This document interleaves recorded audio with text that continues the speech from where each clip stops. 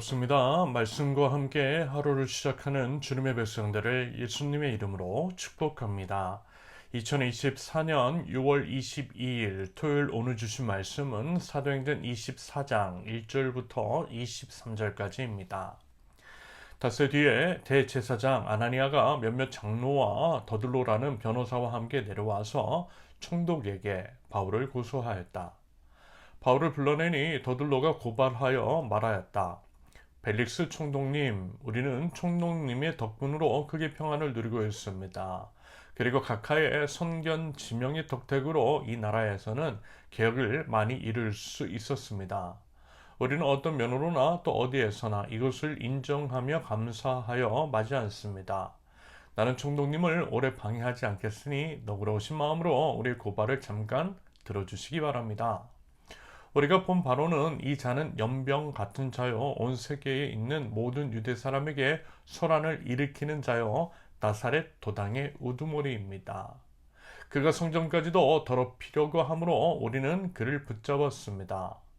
총독님께서 친히 그를 신문하여 보시면 우리가 그를 고발하는 이유를 다 아시게 될 것입니다.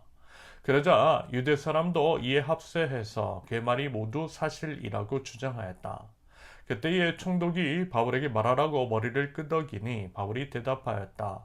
총독님께서 여러 해 동안 이 나라의 재판장으로 계신 것을 내가 알고 있습니다. 그러므로 나는 기쁜 마음으로 내가 한 일을 변호하겠습니다.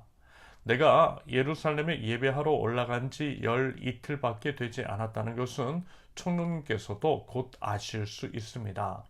그리고 나를 고발하는 사람들은 내가 성전에서나 회당에서나 성내에서 누구와 논쟁을 하거나 군중을 선동해서 모거나 하는 것을 보지 못하였습니다. 지금 그들은 내가 한 일을 들어서 고발하고 있지만 총독님께 아무 증거도 제시할 수 없습니다. 그러나 나는 총독님께 이 사실을 고백합니다. 그것은 내가 그들이 이단이라고 하는 그 도를 따라 우리 조상의 하나님을 섬기고 율법과 예언서에 기록되어 있는 모든 것을 믿는다는 사실입니다. 그리고 나는 하나님께 소망을 두고 있는데 나를 고발하는 이 사람들도 그 소망이 이루어지기를 고대하고 있습니다. 곧 그것은 의로운 사람들과 불의한 사람들의 부활이 장차 있으리라는 것입니다. 그러므로 나도 언제나 하나님과 사람들 앞에서 거리낌 없는 양심을 가지려고 힘쓰고 있습니다. 나는 내 결의에게 구제금을 전달하고 하나님께 제물을 바치려고 여러 해 만에 고국에 돌아왔습니다. 그들은 내가 제물을 바치는 절차로 성전에서 정결 예식을 행하는 것을 보았을 뿐이고 내가 작당을 하거나 소동을 일으키는 것을 보지 못하였습니다. 그 자리에는 아시아에서 온 몇몇 유대 사람이 있었는데 내가 한 일을 들어 고발할 것이 있으면 그 사람들이 총독님 앞에 나타나서 고발했어야 마땅할 것입니다. 그렇지 않으면 내가 의회 앞에 끌려가서 섰을 때에 이 사람들이 내게서 무슨 잘못을 찾아냈는지 그것을 말하라고 해 보십시오. 다만 나는 그들 가운데 서서 말하기를 오늘 내가 여러분에게 재판을 받고 있는 것은 죽은 사람들의 부활과 관련된 문제 때문입니다. 하는 이 한마디 말을 부르짖었을 뿐입니다. 벨릭스는 그 도와 관련된 일을 자세히 알고 있었으므로 천부장 루시아가 내려오거든 당신들의 소송을 처리하겠소 하고 말하고서 신문을 연기하였다. 그리고 백부장에게 명령하여 바울을 지키되 그에게 자유를 주고 그의 친지들이 돌봐주는 것을 막지 말라고 하였다. 아멘. 본문은 대제사장 아나니아 무리가 변호사 더둘로를 앞세워 로마 총독 벨리스에게 사도 바울을 고소하는 장면입니다. 어제 말씀을 나눴던 것처럼 사도 바울을 죽일 때까지 식음을 전폐하겠다라고 하는 유대인 무리들로 인해 천부장은요 사도 바울을 재판장인 총독 벨릭스에게 안전하게 호송을 합니다. 그리고 나서의 닷새 뒤의 이야기가 오늘 본문입니다. 우선요 그 당시에는 고대 그리스의 수사학이 발달하고 또 유행했어요. 수사학은 웅병술이라고도 하고 남을 설득하는 기술을 의미합니다. 대제사장 아나니아도 자신들을 대신하여 벨릭스 총독을 설득할 사람, 수사하기 뛰어난 사람, 그래서 자신들이 원하는 목적인 사도 바울에게 사형이 내려지도록 하기 위해서 변호사 더둘로를 고용했던 것입니다. 더둘로는 먼저 재판장인 벨릭스를 찬양합니다. 보통 이제 여러분 이제 법정 드라마나 영화를 보시면요, 이와 같은 장면을 보셨을 거예요. 존경하는 재판장님라고 하는 식으로 재판장을 존중하는 모습들, 말하자면 그런 것이겠죠.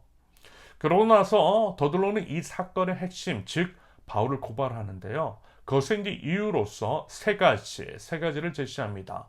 5절과 6절을 보면, 첫째, 온 세계에 있는 모든 유대 사람에게 소란을 일으키는 자이며, 둘째, 나사렛 도당의 우두머리이고, 셋째, 성전을 더럽게 하려는 자라고 하는 것입니다. 여기서 이제 첫 번째와 두 번째, 즉 유대인을 소란케 한다라고 하는 것과 나사렛 도당의 우두머리라고 한 것은 정치적인 성격이 강한 것으로 해석이 됩니다. 특별히 이제 더둘로가 벨릭스에게 이 점을 먼저 제시한 것은 총독 벨릭스가 과거에 로마인의 평화를 깨뜨린다라고 하는 이유로 소란을 일으키는 자들을 죽인 이력이 있기 때문입니다. 사도 바울을 똑같은 케이스로 봐줄 수 있을 것이라는 판단에 따른 노림수가 아니었을까라는 생각을 해봐요. 아울러 이제 세 번째 이유, 즉 성전을 더럽힌다라고 하는 것은 종교적인 이유라는 것인데요. 결국 이제 정치적으로든 종교적으로든 사도 바울을 죽일 명분은 충분하다라고 하는 식의 주장을 펼치고 있는 것입니다. 그러면 여기서 이제 한 가지 의문이 들어요. 그것은 왜 그렇게 유대인들이 사도 바울을 죽이지 못해서 안달이 났느냐라는 것입니다. 아무리 생각을 해봐도 사도 바울에 대해서 너무 과한 처사라고 밖에는 생각이 들지 않더라는 것입니다. 그래서요, 그 이유가 과연 무엇이겠느냐라는 것입니다. 그것은 사도 바울에 대해 규정한 유대인들의 말 속에 그 이유가 담겨 있습니다. 5절, 우리가 본 바로는 이 자는 연병과 같은 자요. 연병과 같은 자. 연병, 전염병이라는 것입니다. 그래서 사도 바울이 유대 사회에 일으키고 있는 파장이 급속도로 번지고 있을 뿐만이 아니라 한 번 걸렸다 하면 빠져나오지 못할 만큼 치명적이라고 하는 의미인 것이겠죠. 그만큼 사도 바울을 통해 선포된 예수 그리스도의 복음이 강력하다는 의미일 것입니다. 그래서라도 유대인들의 입장에서는 빨리 끊어내 버려야 한다라고 하는 그런 판단이었을 것입니다. 이 장면에서요, 우리는 한번 생각해 봐야 하지 않을까 싶습니다.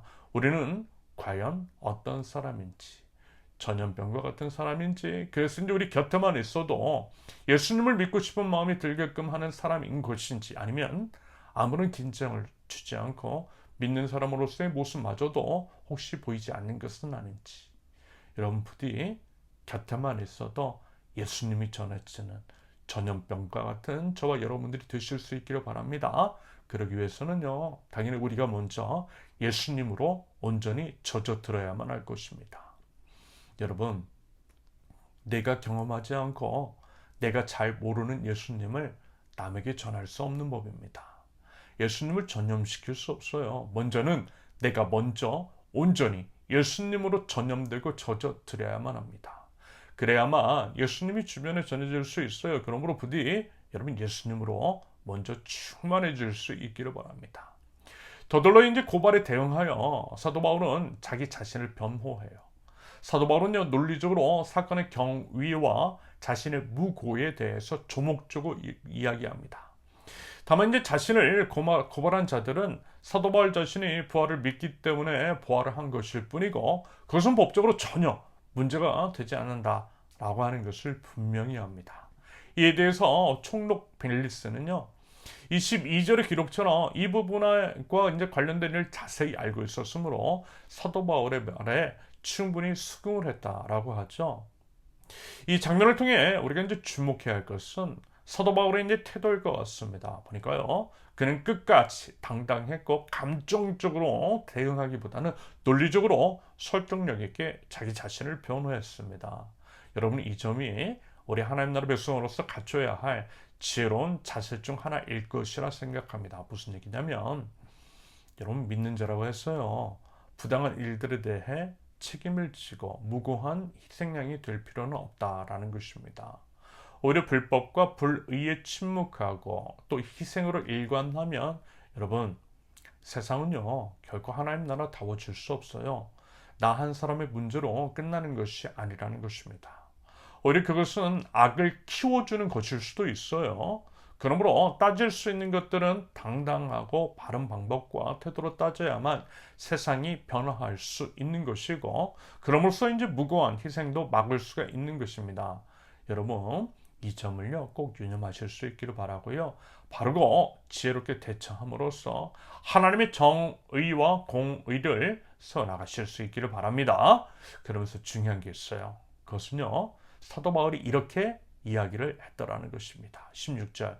그러므로 나도 언제나 하나님과 사람들 앞에서 거리낌 없는 양심을 가지려고 힘쓰고 있습니다. 무슨 얘기죠? 사도 바울은 하나님과 사람 앞에서 당당하고 정직하게 살았다라는 것입니다. 그래서 이렇게 이야기를 하고 스스로 변화할 수 있는 것이 아닐까 싶은 거죠. 여러분, 우리에게 필요한 게 이런 게 아닐까요? 말을 넘어서는 삶으로 우리 이제 신앙을 증명하는 것.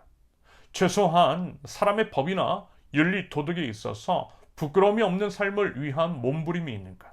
그러할 때에 당당할 수 있고요. 자신 있게 불의에 대해서 맞서며 그것을 통해 하나님 나라로 세워나갈 수 있으리라고 생각합니다. 물론 우리 힘으로 쉽지는 않지만 먼저 통전적인 삶으로 그 본을 보여주신 우리 주 예수 그리스도를 의지하며 그와 같은 삶을 살아날 때에 우리 주님 분명히 도와주실 줄로 믿습니다. 우리 부디 그 믿음 가지고 그와 같은 삶을 살아낼 줄 아는 하나님 나라 백성들, 저와 여러분들 되실 수 있기를 예수님의 이름으로 축원합니다. 함께 기도합니다. 하나님, 저희들 예수님으로 충만한 사람이 되기를 원합니다. 예수님으로 가득 채워주시고 예수님을 따라 예수님의 삶을 살아낼 줄 아는 저희 되게 하옵소서. 부정과 불의에 침묵하지 않게 하시며 바르게 표현하며 또 그것에 당당하게 맞설 줄 아는 믿음과 용기를 허락하여 주시옵소서. 모든 삶으로 하나님의 정의와 공의를 실천하며 살아감으로써 하나님 나라를 세워나갈 줄 아는 하나님 나라 백성들 될 수 있도록 하나님 저희를 인도하여 주시옵소서. 예수님의 이름으로 기도합니다. 아멘. 하나님께서 오늘 주신 말씀과 각자의 기도 제목을 놓고 우리 잠시 기도합니다.